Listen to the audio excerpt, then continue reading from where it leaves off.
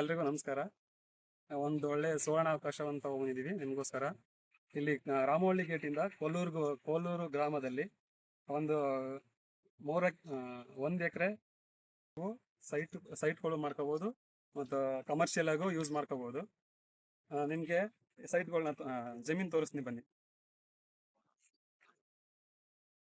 Okay, ಈ ಕಡೆ ದತ್ತಾತ್ರೇಯ ಸ್ವಾಮಿ ದೇವಸ್ಥಾನ ಟೆಂಪಲ್ ಇದೆ. ಈ ಕಡೆ ಇದು ರಾಮವಳ್ಳಿಗೆ ಕನೆಕ್ಟ್ ಆಗುತ್ತೆ.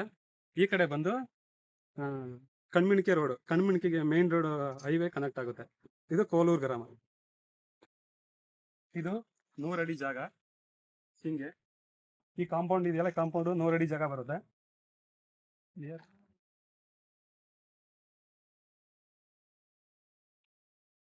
ಇಲ್ಲಿ ಒಂದು ಫ್ಯಾಮಿಲಿಗೆ ವಾಸ ಮಾಡಕ್ಕೆ ಒಂದು ಮನೆ ಇದೆ. ಮತ್ತೆ ಇಲ್ಲಿ ಈಗ ಆಲ್ರೆಡಿ ಒಂದು ತೋಟ ಮಾಡ್ಕೊಂಡಿದ್ದಾರೆ.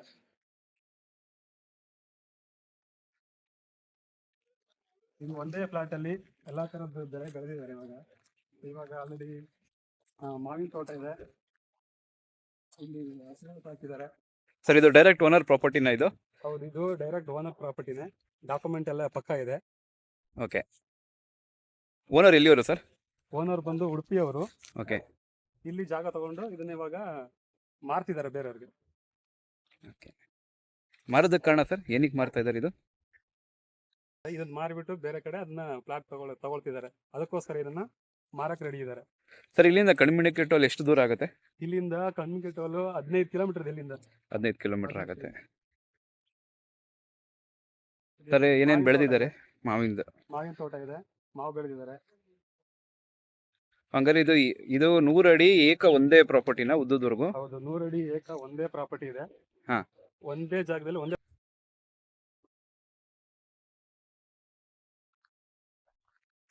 ಹಸುಗಳು ಸಾಕಿದ್ದಾರೆ. ಹಾ. ಓನರ್ ಎಷ್ಟು ಹೇಳ್ತಿದಾರೆ ಸರ್ ರೇಟ್ ಇದಕ್ಕೆ? ಎಷ್ಟಕ್ಕೆ ಹೇಳಿದ್ದಾರೆ ಸರ್ ಫೈನಲ್ ಪ್ರೈಸ್? ಇದು ಓನರ್ ಎಕರೆಗೆ 3.5 ಕೋಟಿ ಹೇಳಿದ್ದಾರೆ. ಓಕೆ. ಫ್ಲಾಟ್ ಬಂದು 1 ಎಕರೆ 38 ಗುಂಟೆ ಇದೆ. ಹಾ.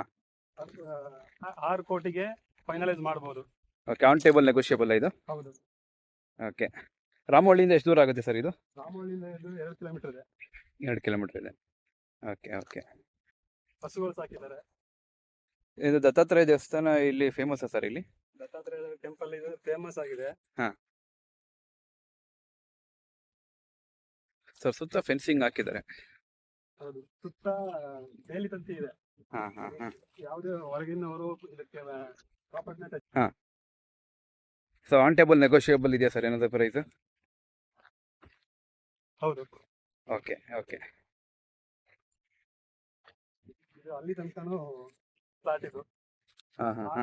ಸುತ್ತ ಕಾಂಪೌಂಡ್ ಇದೆ, 4 ಕಡೆನೂ ಕಾಂಪೌಂಡ್ ಇದೆ. ಹಾ ಹಾ ಹಾ. ಇದೆಲ್ಲ ಇವರೇ ಓನರ್ಗಳೇ ಮಾಡ್ಕೊಂಡಿರಂತ ಸರ್? ಇದೆಲ್ಲ ಓನರ್ಗಳೇ ಮಾಡ್ಕೊಂಡಿದ್ದಾರೆ. ಇಲ್ಲಿ ಒಂದು ಫ್ಯಾಮಿಲಿ ಇಟ್ಟಿದ್ದಾರೆ ಓಕೆ. ನೋಡ್ಕೊಳ್ಳೋಕೋಸ್ಕರ. ಹಾ ಹಾ ಹಾ. ಅವರು ಫ್ಯಾಮಿಲಿಯವರು ಹಸುಗಳು ಸಾಕೊಂಡು ಹಾ. ಇದು ಜಮೀನ ಮಾಡ್ಕೊಳ್ತಿದ್ದಾರೆ. Okay okay. ಮಾವಿನ ತೋಟ ಇದೆ. ಮಾವಿನ ತೋಟ, ಜೋಳ ಹಾಕಿದ್ದಾರೆ. ಹಾ.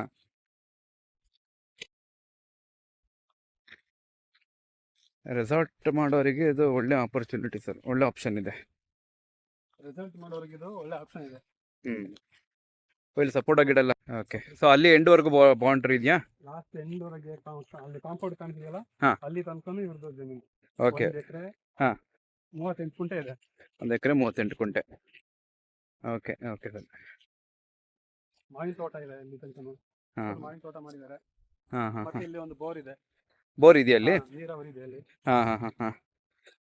ನೀವು ಯಾವ್ದು ಯೂಸ್ ಮಾಡ್ಕೊಂಡ್ರೆ ಇಲ್ಲಿ ಡೆವಲಪ್ಮೆಂಟ್ ಆಗ್ಬೋದು. ಹಾ ಹಾ.